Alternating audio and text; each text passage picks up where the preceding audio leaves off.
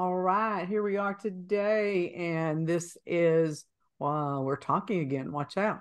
And we're at the Crystal Clear Point Studios with Luann Morris and Crystal Teague and Deborah Colleen Rose. And we are talking about something that we were talking about before we got started. And we said, okay, let's just stop. Let's just do it now. We're already doing all the good stuff and we're not even recording. So Mhm. Luann, tell them what we're talking about today. uh I don't know. Parents that object to things in books or object to taking their kids to like James and the Giant Peach and uh I don't I'm like most of the people. If you don't want your child exposed to that, then don't send them. So Yeah. where do parental rights stop and start? How much responsibility do the schools have in notifying them of what they're teaching their children?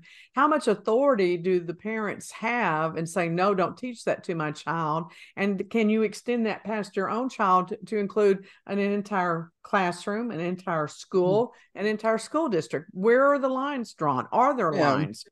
Do we need lines? Can we color outside those lines? Yeah. Well, Well, it's now Crystal you guys are started, parents. yeah, Crystal started by saying that it one parent shouldn't be able to either screw it up or change it for the rest of the class. Yeah, that's how I feel. Now, granted, I'm just going to preface this by saying I don't have children. Okay. I really don't. However, just You as can an have example, mine. I'll give you mine. yeah, I mean, I'm gonna say this. I am a business owner and a resident here in Garland. So I pay taxes on schools in Garland, not once, but twice, and I have no children. Right? And I know one of the big arguments that a lot of the parents make in these school board meetings throughout Texas and indeed the United States is, well, I pay taxes, so I should be able to tell you what, or I should be able to hear what, or see what, etc. And I'm just like, well, I don't have children, but I get taxed twice for local schools. So how does my thoughts count at all as a taxpayer? But what sparked this off for me, and it's been all over the news a lot in this past year, and it just seems that more and more we're having incidences where one parent can have a complaint, and then the schools or the systems, in a knee-jerk reaction, will take it away from everyone. And I've been like, I watched an entire news report yesterday about this controversial constitutional sheriff thing, and how like there's a constable trying to investigate legal crimes about pornography in textbooks in public libraries in his county, which I thought was ridiculous because I'm like, this is a public library kind of thing. But that brought me back to mind a few weeks ago when and I just looked up, it was Houston ISD. I thought it was San Antonio. It's Houston ISD. They canceled a trip to see a children's play of James and the Giant Peach. It had been scheduled for a while. All the parents had been notified of it. And allegedly, as I understand it, reading through the reports, was one parent complained to the school board um, that it was inappropriate material for young viewers. Now, this is a play that's rated for like 6 and up or 8 and up, and it's a small community theater, a small troupe. And as theaters often do, multiple different people will play multiple characters. And so, what it turned out that she felt was inappropriate was that there was cross gender casting. As there have been in theater for thousands of years, back in the time of Christ, even, women weren't allowed to participate in the theater. So all roles were played by men. So Wait a in minute, this wait a minute, case, wait a it minute. was, Doesn't this story have a peach that talks? yeah, a butt that Well, talks is what I thought about. so It's a wouldn't it be giant peach. appropriate for a fruit to play the peach? Right? Exactly. But here's my thing. Back in my day as a child, okay? And I know this is how I would feel if I had a child in the school district where this happened, is that back in my day, if I wanted to go on a field trip, uh my the school sent a permission slip, and the school and I brought it to my parents. They would sign or not sign if they felt it was something I should or should not participate in, right? Now, Deborah and I got in a discussion, and then I have a counterpoint to what we were talking about here earlier, Deborah, but we'll get to that in a minute. But my whole point is this. The school this unilaterally decided to cancel the entire field trip. And all they notified parents at first was that it's just canceled. And it's because it's inappropriate for young viewers. And then when pushed later, come to find out it was because of there was women playing men's roles and men playing women's roles and women playing women's roles. So everybody took turns playing different roles in this little theater. And my thought or my feeling on it was, how does one parent get to decide what is right or wrong for all children's parents? And what pressed upon me was, I'm seeing this in national news all across the country, Everywhere. in various different forms, in the classrooms in Florida, prevalently in Tennessee. It started, I think, with the most public consciousness. I think of the most popular theme about all this is the banning of the books, but it started, I think, in recent years with the drag queen story hours and drag queen brunches. And here's my take on it. Whether we're talking James and the Giant Peach, where a woman dresses up as a male character or a man dresses up as a woman character, or vice versa, or whether we're talking a drag queen story hour in a library, or whether we're talking a drag brunch, which is a place where typically they serve alcohol and that sort of thing. I believe that we as parents or as adults, if we have children, do have a right to decide what our children, preface on the word our children, get to see or not see. And I know, like, I remember it was just a huge controversy when I was a kid of us going to see Snow White and the Seven Dwarfs in a live play. It was one thing when it was an animated character, but when you see a young teenage woman living in a hovel on a stage with 7 men, then it was an issue. So some parents, no, seriously, some parents felt that was inappropriate material for their children to watch in sounds like a rural dream come Northeast true to Louisiana. me. Now, granted, this is the 80s. This is the early 80s, right? Or late 70s, early 80s.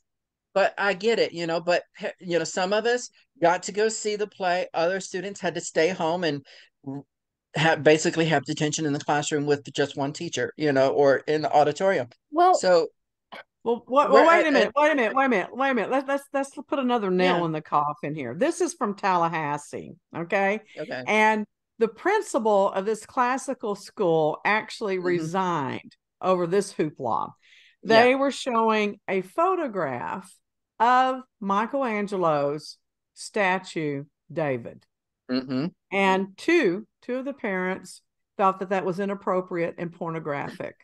And so there was this big hoopla because they felt like notes should have been sent home and there should have been permission slips and they should have been notified that their children were going to be seeing this pornographic. Wait a minute. Pornographic photograph.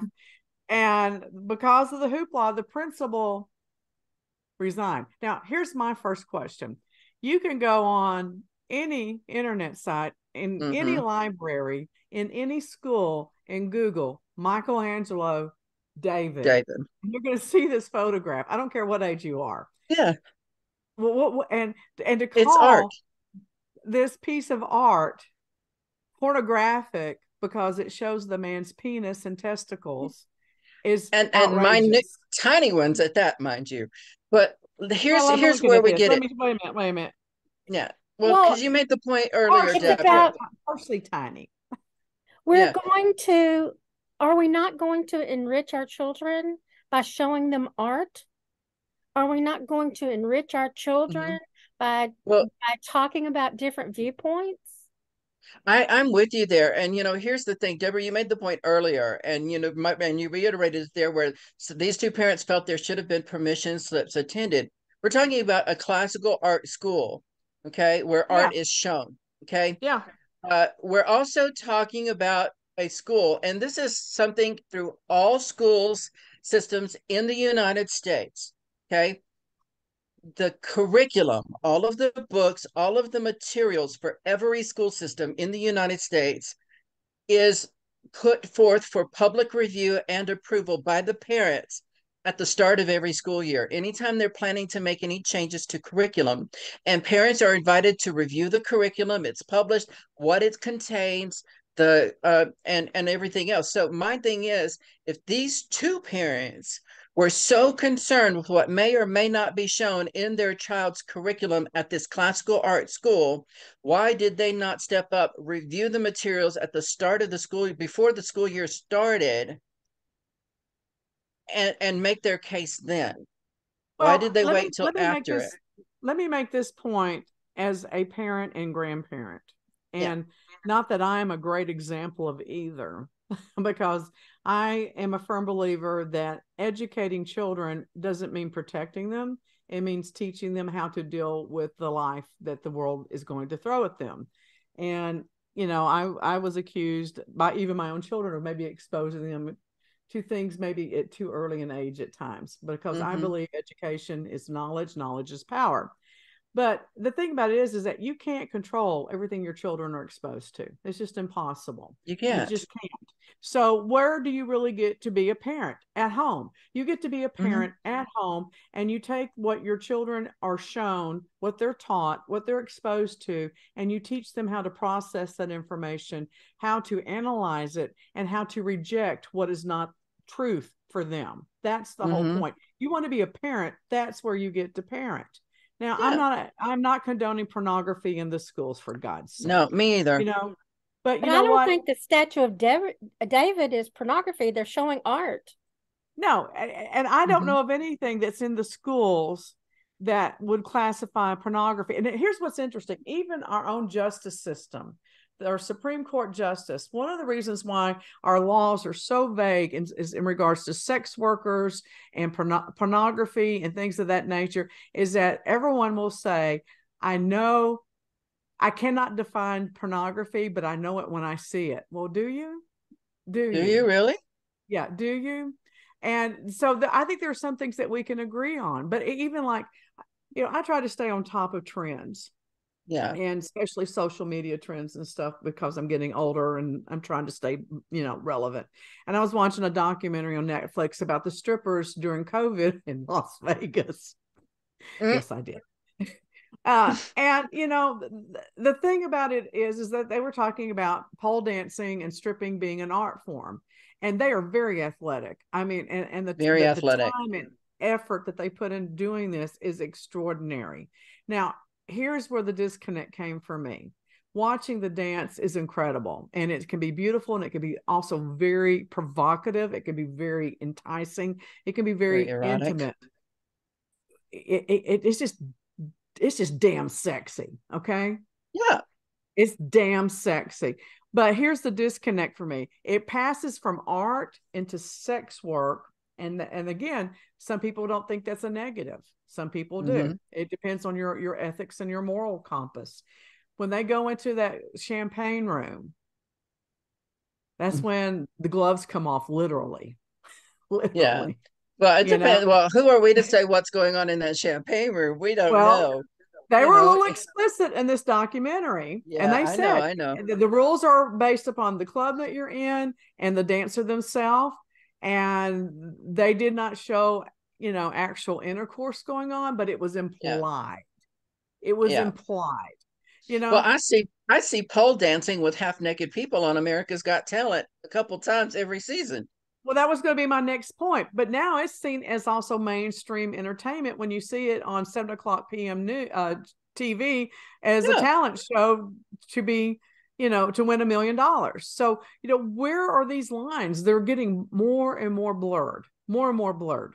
Well, so again, it puts the parenting back at home, back at home where it belongs. Well, exactly. Well, here's the deal. Also, I was watching a 30-minute documentary dealing with it was produced by Billboard magazine, and it was called the Drag Roundtable. And one of the things they brought up was like, the difference between a drag queen reading the story, or a drag queen performing at drag brunch or what have you, or a drag queen marching in the parade, is really no different than a man dressing up as a clown or a woman dressing up as a clown.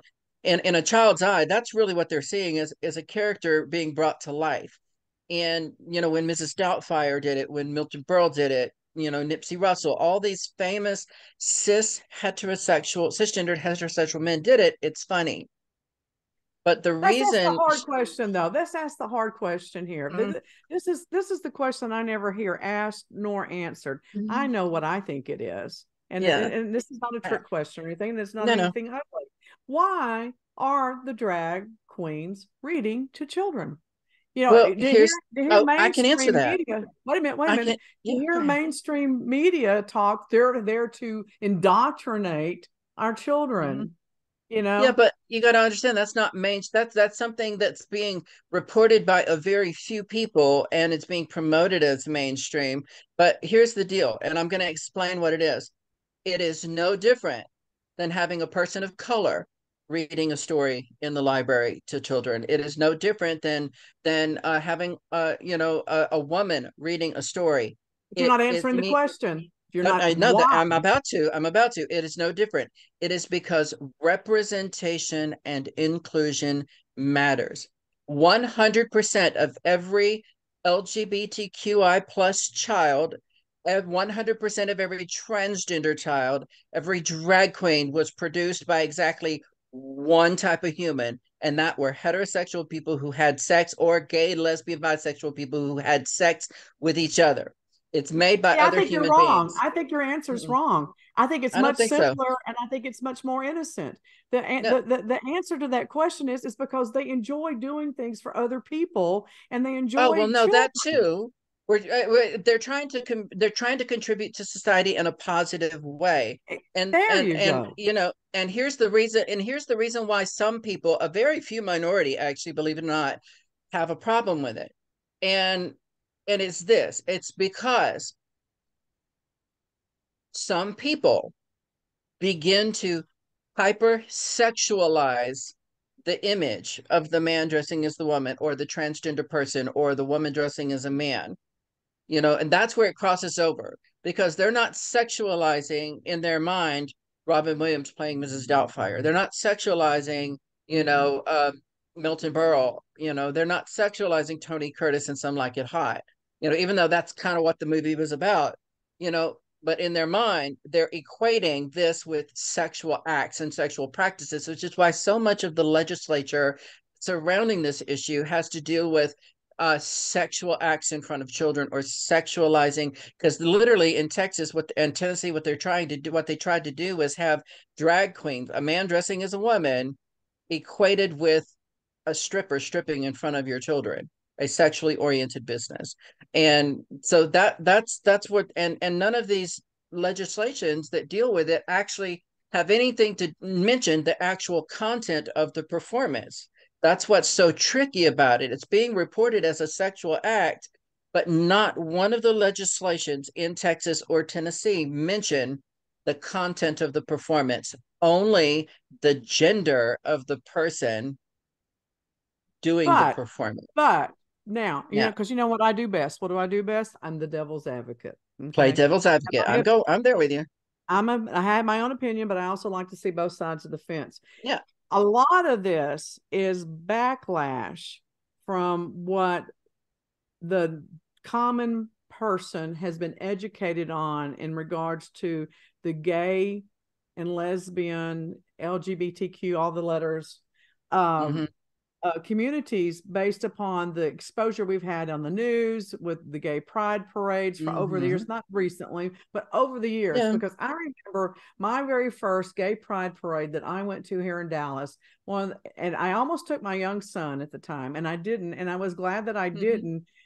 He was about 8 at the time, because there were several people dressed in drag and dressed in very outlandish costumes with these huge humongous dildo strap-ons, walking down Main Street with their strap-ons on, or these. Well, that's usually the lesbians with the strap-ons. It's usually the lesbians with the strap-ons. These are gay guys.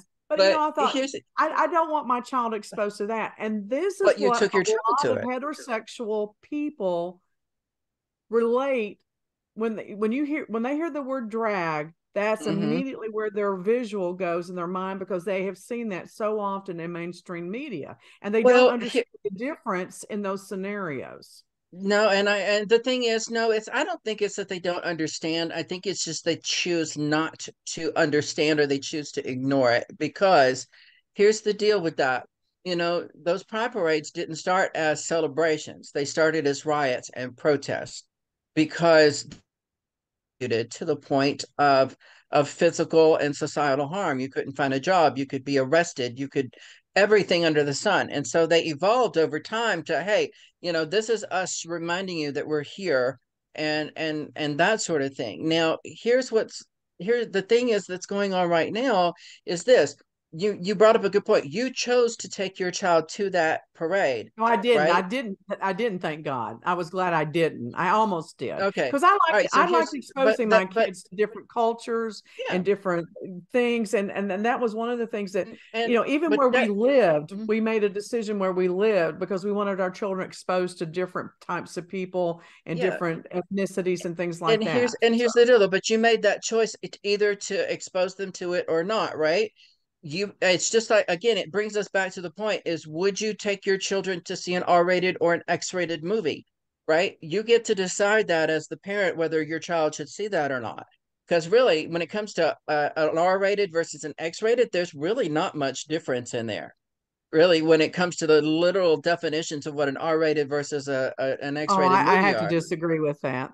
No, when we I start see. talking double and triple X, that's when we're talking really hardcore stuff. But what I'm sitting here talking about, I can remember my brothers and I and my sisters and cousins sneaking up in the middle of the night on HBO or Cinemax in the middle of the night, watching what literally would have been a plain, just simple 1X rated movie or an R rated movies that, our parents were in bed asleep. Nobody said, our children, if they want to know these things, are going to find out. It's our jobs as parents to be prepared when they get inquisitive or they do get exposed to something, to be able to explain it and convey what our family values are to our children, whether we approve of that or not. But at the same time, where the whole crux of this comes in, it doesn't matter whether you believe drag queens are right, or gays are right, or trans people are right, or James and the Giant Peach is right. The point of this whole conversation for me is, what gives you, and I'm just going to say, if any parent, if I have a child, what gives you the right to basically step into my life, into my child's life, into my house, and tell me how to parent my child when I'm not doing anything illegal? What gives you the right to try to take things that have been legal for thousands of years, or that have been socially approved for thousands of years, you as one person or a small group of people, to tell every other parent in America or your state or your county or your school system what is or is not I'll tell you right? what gives them the right. It's called peer pressure.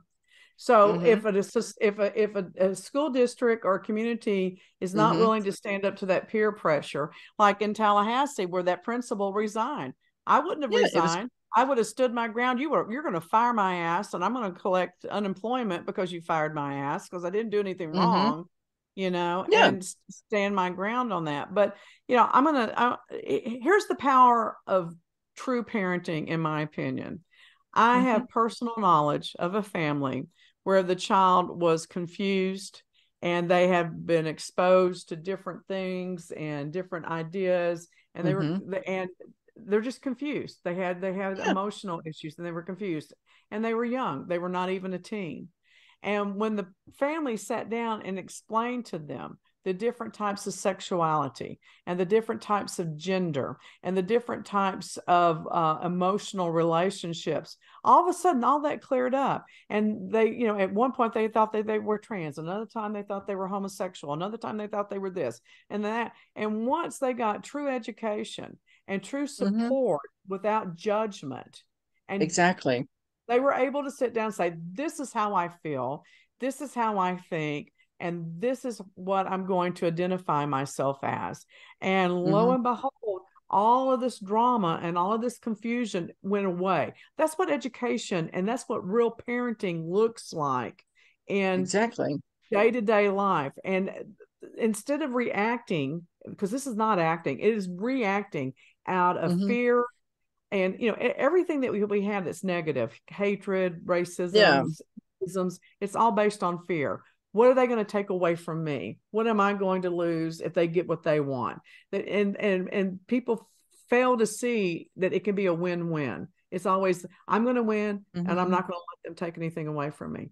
Education is what it takes, but it takes education at home. And we have parents that are uneducated, so they're not able to parent. That's the problem. Yeah. Well, I agree with you there. But then again, their parents maybe didn't do their job, in educating them, or perhaps they decided to listen to, Joe Blow Schmo on the TV or the news or whatever and decide, okay, that's what I believe, that's what I think. I'm just going to ignore all other thoughts or viewpoints. But where it gets to me again is it's not so much that you're parenting at home. It gets to me that if I had a child in that Houston school system and found out that it was that one parent that denied my child the right to experience this piece of art and this fun and this story about triumphing over a horrible situation, you had horrible abusive aunts, things like that. This is like, to me, it's like this would have been a good experience for my child, and my child's not going to care at 8 years old or even tell, probably from the distance of the fifth row or the 20th row at this tiny little theater, if that's a man or a woman up there, because everybody puts on funky voices, everybody puts on funky who cares if they costumes and do? makeup. Wait a minute, stop. That's not even the point. What if they do? That's not the point. The point is that if the theater's doing their job right, you only see the character. You don't see the person. Exactly. That's what I'm getting at. I mean, they're seeing the character. These kids are seeing the character. I mean, when a child sees a clown at a birthday party, they don't care if that clown's a man or a woman. They see that it's a clown. They're either going to love it or they're going to run screaming for the hills. There's very little in between when it comes to clowns. And I, like I said, I just don't feel personally, ethically, and morally that if I did have a child, that it would be right for, let's say, Deborah, for you to come into my house and say, hey, you don't do that. Nobody should be able to do that, right? Well, why aren't there parents standing up for their children's rights and saying, I want my child to see that? See, that's the thing that gets me. Why did but a two lot of parents did make enough noise that they were able to put a stop to this classroom seeing the statue of David? It's And where were because of the the other culture of 28 fear. parents? You hit the nail on the head earlier. It's because we have allowed a select few of people in this country to create a culture of fear, very reminiscent of the McCarthy era, when it comes to, like, remember all the films like marijuana is evil, it's more addictive than heroin, but I was worse than we're that. They had living. the McCarthy hearings where they actually investigated a lot of the Hollywood actors and directors, and they were banned. Exactly. And all it took was just the mere hint that somebody might be this Now, or Luann, that I know for the. personally that you're one of those parents that threw a fit because you wanted to protect your children because you have that Pollyanna attitude. I love Luann. I like me and Deborah going back and forth here. Poor Luann's just like, how do I get a word in? I never denied my children any kind of going to things and going. I was never afraid because I knew they would come home and ask me questions, and then I could address it. I was in public in the grocery store. I spanked my child, and a lady came over and said, this was in the 90s. And she said, is there a problem here? I said, unless you interfere with what I'm doing, no. If you interfere with what I'm doing, then yeah, there'll be a problem because this is my child and none of your business.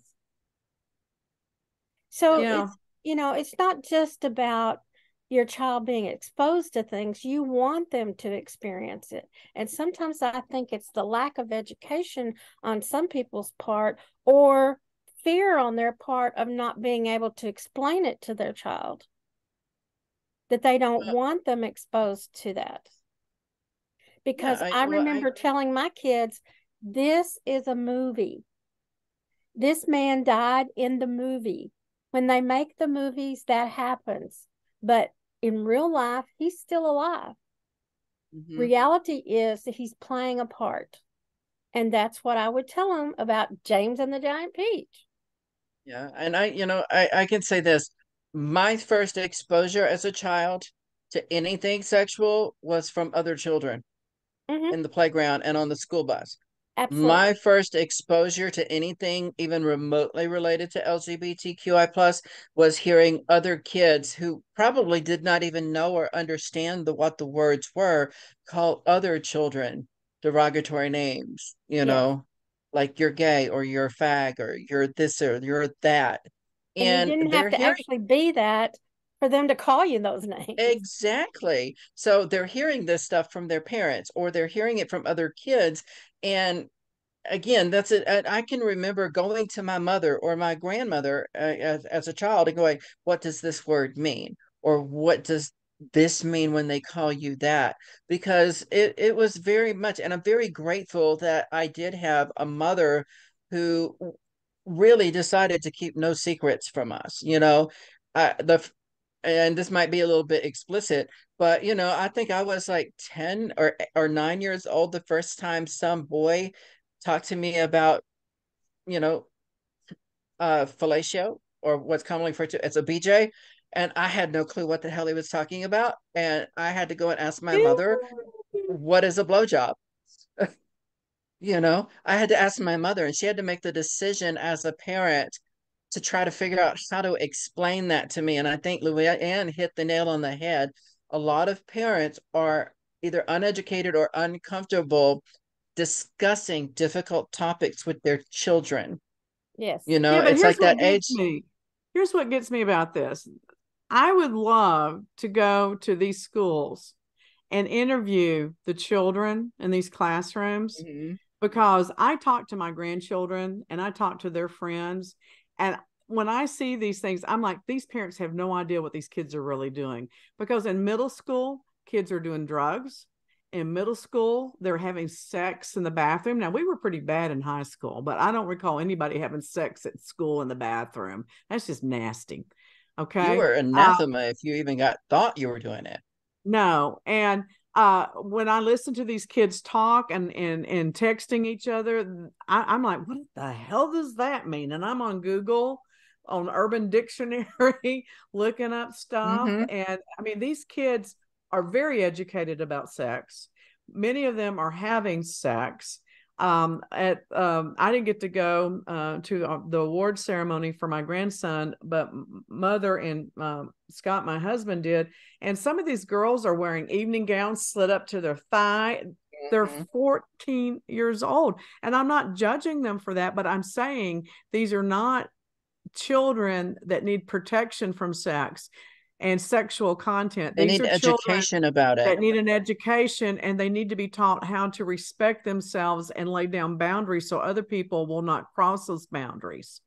And as a private investigator, I know that there are lots of kids out there that are molested that never report it. But yet I am also aware of cases where 4-year-olds have reported it because they were taught that their body is to be cherished and people are not to touch it. And that's what education does. Right. That's what education does. I talked to my kids about it, and to the point that when we went to see the doctor, John said, Mom, the doctor wants to put his finger here.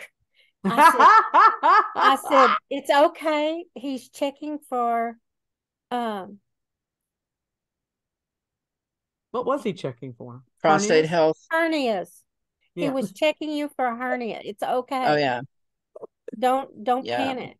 It's well, and that's what I'm talking about. We've created such a culture of shame about human bodies.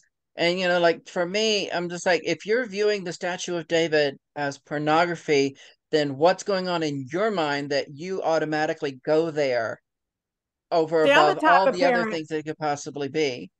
I'm the type of parent that the minute that happened, I would have gotten that put on a T-shirt, and I would have sent my kid to school in that T-shirt. That was the kind of parent I was. And Yeah. but again, and so you were talking about your first exposure to sex. Here's the other Mhm. side of the coin. You know what my first exposure to sex was? Mom and dad. My dad, because he left his Hustler and his Penthouse and his Playboy magazines laying around the You were a house. child of the 70s, weren't you? And I can remember one of the first things me reading as I became a young reader was Letters to the Forum. My grandfather had the world's biggest collection. I think he had every episode of this magazine called Sex to Sexy Oh yeah. back in the day. And it was a cartoon magazine. And I remember the first time I'm reading that, I'm like, to me, it's just funny cartoons. I didn't understand most of the humor, but I had to ask my grandpa, what does this mean? Or our neighbors. Oh my God, our neighbors invited us in for lemonade one day, and there's Penthouse and Hustler sitting on the coffee table, like coffee table books.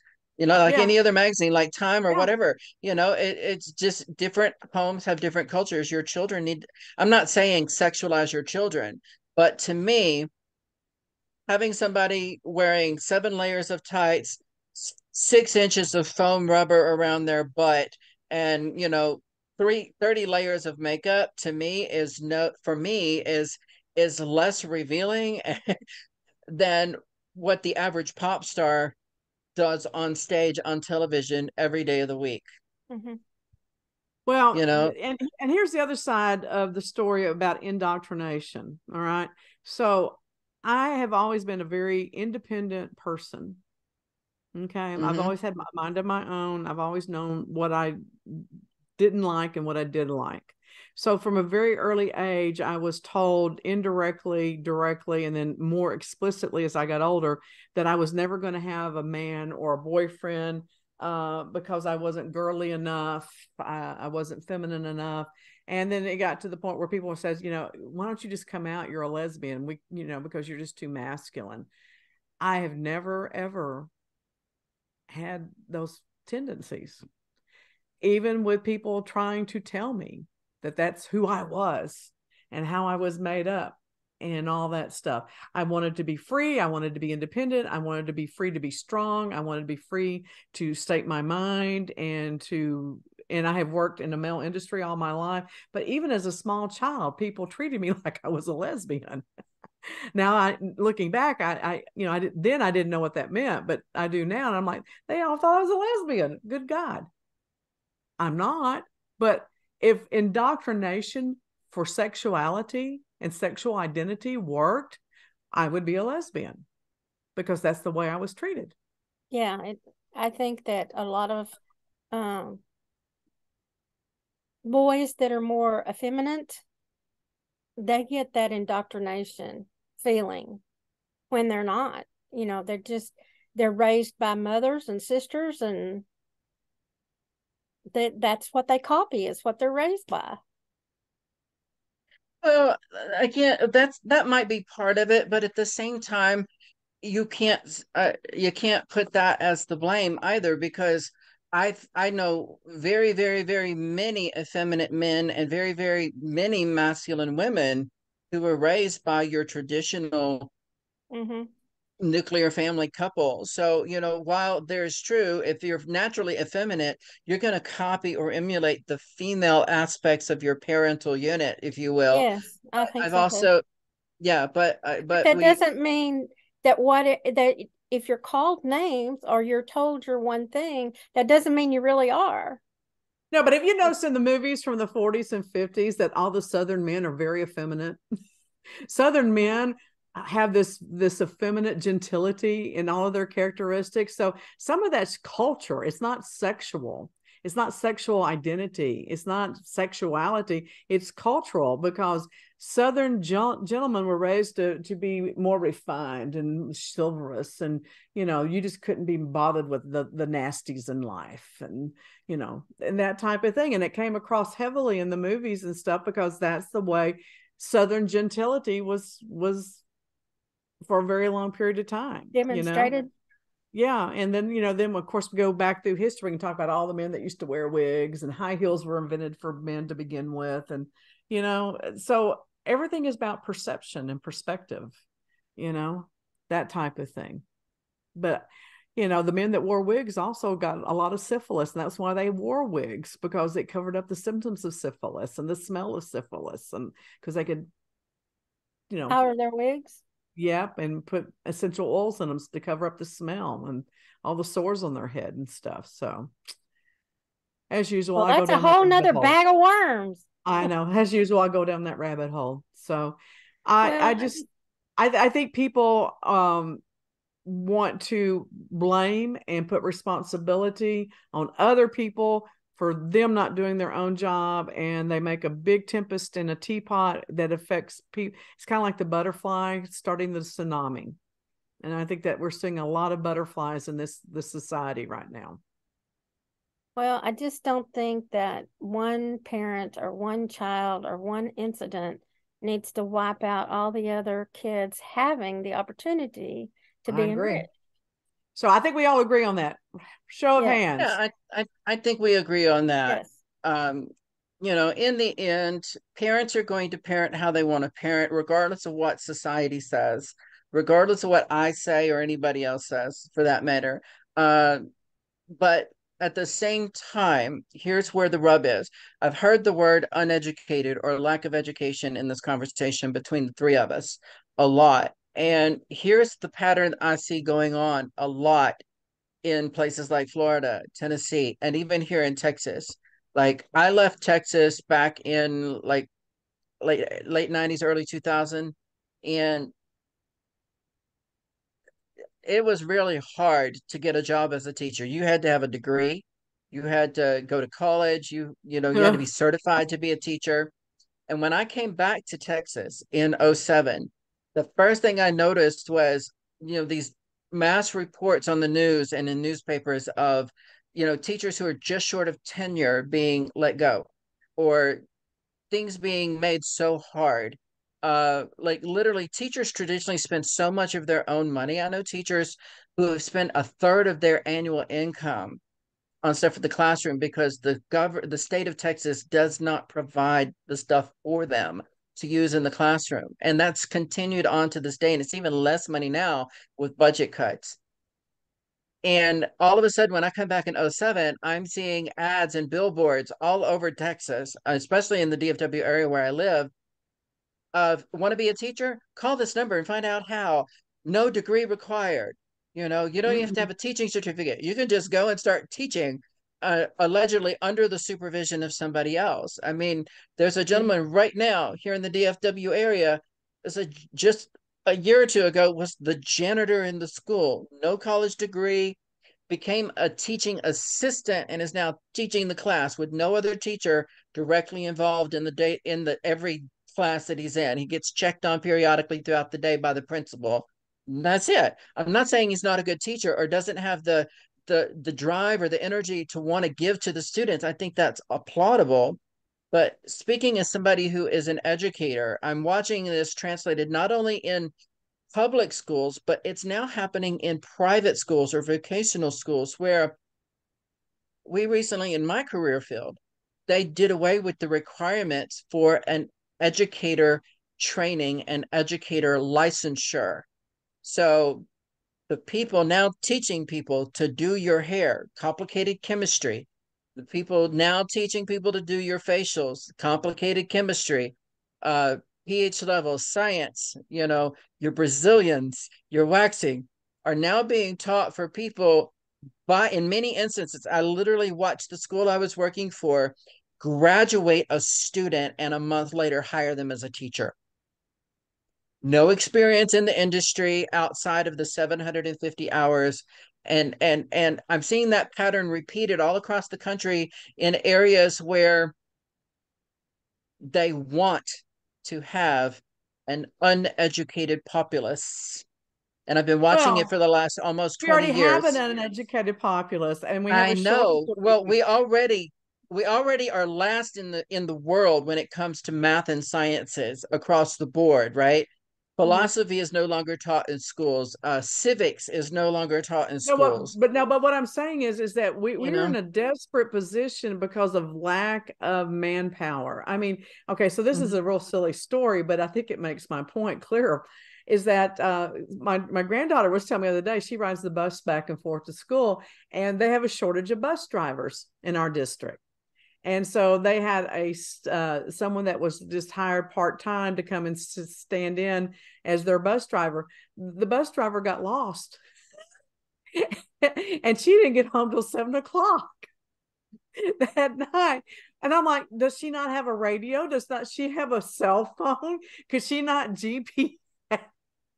And this person, they couldn't find the bus. And people were calling to find the bus and the bus driver and the children on the bus. And I don't, and I'm sure there's a lot of exaggeration there because she is a child. But the point is that whatever the reason was, she didn't get home till 7 o'clock that night. We have a shortage people that are wanting to work with kids in general. True. That's part of the problem. Well, but this is the thing, because I work in education and I'm in a part of a lot of educator groups throughout Texas on Facebook and other stuff. And I pay attention. There's, the number one reason why teachers leave the teaching profession and people that work with children leave the teaching profession. And I'll give you a hint. It's not the kids, it's the parents. The number two reason people leave the education field, it's lack of support, financial and professional, from the individual school systems and the states. Those are the number two reasons why people leave the teaching profession. Your average science teacher can make 3 times the earnings working in the private sector as a tutor than they can working as a teacher in your school system. Okay, working so I have a solution. Tutor. I have a solution for this. Here's my easy solution for this. Yeah. Number one, quit paying professional athletes the millions of dollars that you pay them. Take that money and use that for schools and teachers' salaries. If the professional athletes want to make a lot of money, legalize gambling and let them earn it by gambling on themselves and making betting legal. Okay. Well, I'm okay with that, but here's the deal, though. I was here when we legalized the lottery system in Texas, and one of the whole pushing points for the lottery system was that the biggest portion of would go to the school systems to pay for education, to pay for roads that work and roads that fix, potholes. I've still got potholes from 2 years ago in my street right now that still haven't been fixed here. And I live in one of the more up-to-date areas of Garland. They're on it. Like they lobby City Hall about getting roads fixed around here. So here's the deal, though. If we're making billions of dollars every year as a state from the lottery system, where is that money going? It's not going to teachers. Because when they did advertise it, it was, this is going to help the schools. How much of this money is now going to the schools? Exactly. Here in Garland, I don't know if y'all noticed, but there were 3 referendums in Garland. Don't go there. Don't go there. Two of them were multi-billion-dollar referendums.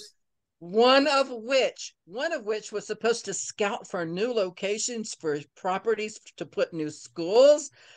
Bullshit. We've already got like 8 schools in Garland, and we're not providing up-to-date textbooks. We're not providing up-to-date computers for teachers or much less students to use. Those multi-billion-dollar referendums, the only one of those things I voted for was the one that was like a couple $100,000 to buy new computers for the school, because I believe that was probably what it might end up being used for. What they did is they tacked on those referendums. If you read all the details on them, we're going to do new buildings and we're going to do this and we're going to do that. And then we're going to expand the physical ed department. And then we're going to add a new stadium. And then and everything that was in the $1 billion range had huge tack-ons for athletes. In athletics. I didn't vote for either of them because I don't believe it's really going to happen. I don't think they're going to benefit our students, and again, that's tax referendums. And again, I get taxed twice. I get my property taxes, I get my business taxes. And wait a minute, no, I forget. as a business owner, I get taxed 3 times just for my business. I get a city tax, I get a county tax, and a state tax on my business. Plus, I have to pay sales tax on every product that I sell. So I'm really getting taxed 4 times as a business here in the state of Texas, 3 of which go to the county of Dallas and the city of Garland.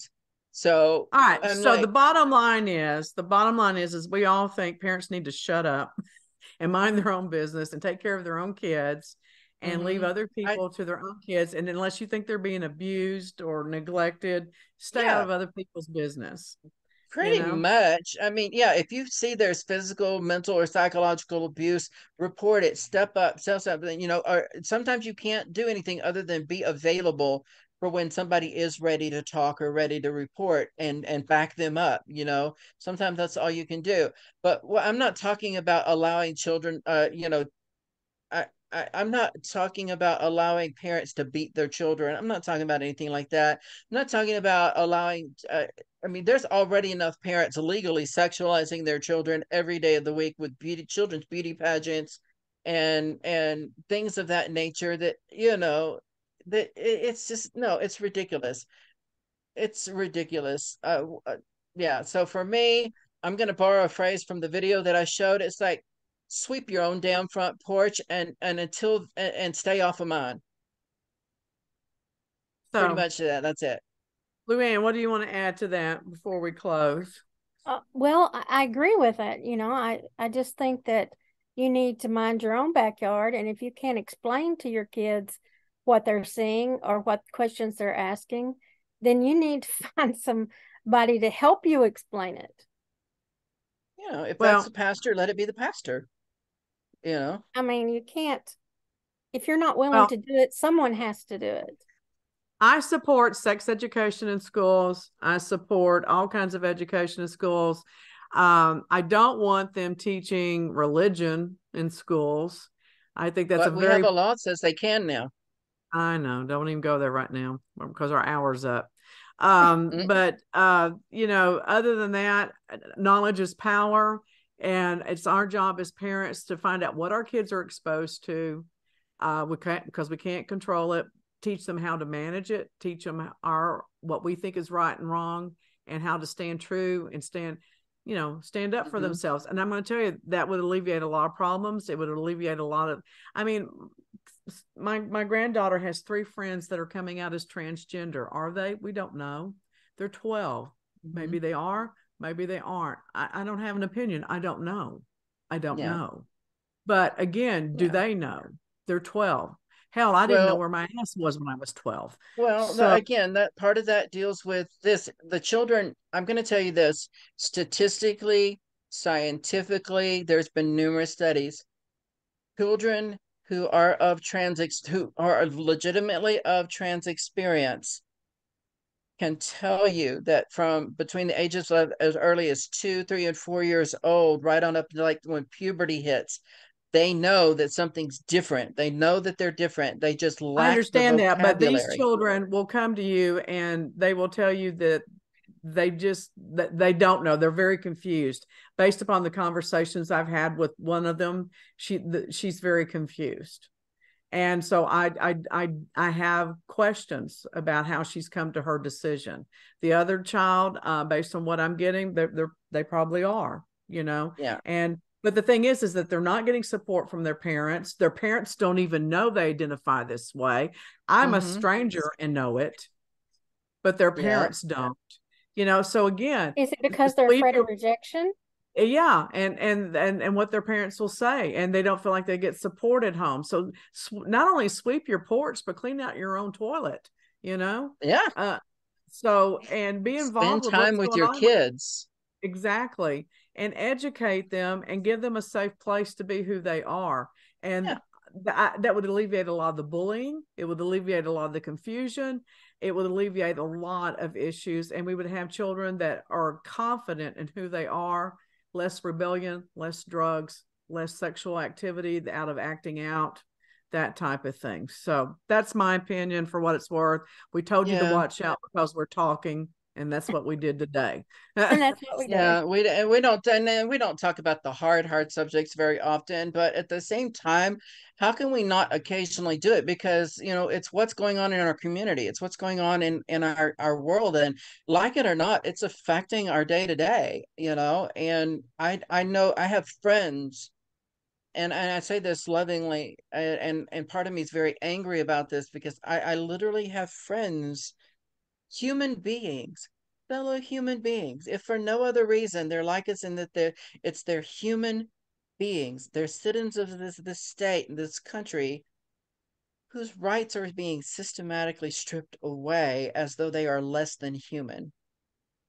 So I feel very strongly about these things. Maybe it's because I'm very empathetic. Maybe it's because I have real lived life experiences that, you know, maybe one day we'll talk about, maybe one day we won't. But for me, I have a hard time watching fellow human beings, you know, who are literally want nothing more than to just be accepted, be loved, and be allowed to simply exist, whose very existence are being told that they should be erased from history. They should be eradicated from existence. And so, you know, for right now, I know it's a very deep topic. We don't want to get into it, but all of these things that we talked about today are really just a symptom of that greater dis-ease that our country, and indeed a lot of areas of the world, are going through right now, Well, because and it's everything not is limited cyclical. to a sex. It's not limited to an Yeah. identity. I was just I mean, told yeah. recently that I was of the devil because of some of my belief systems, you know, Yeah. and I'm part of the elite group as a white female, supposedly, you know, the only one on top of me is the white male. Get off of me, damn it.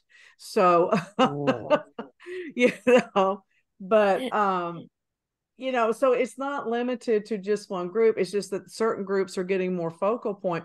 I see an erosion of acceptance. It's about love and acceptance This, on many levels, many yeah. levels. And I I see think a my, lack of information eroding. The yeah, information is eroding.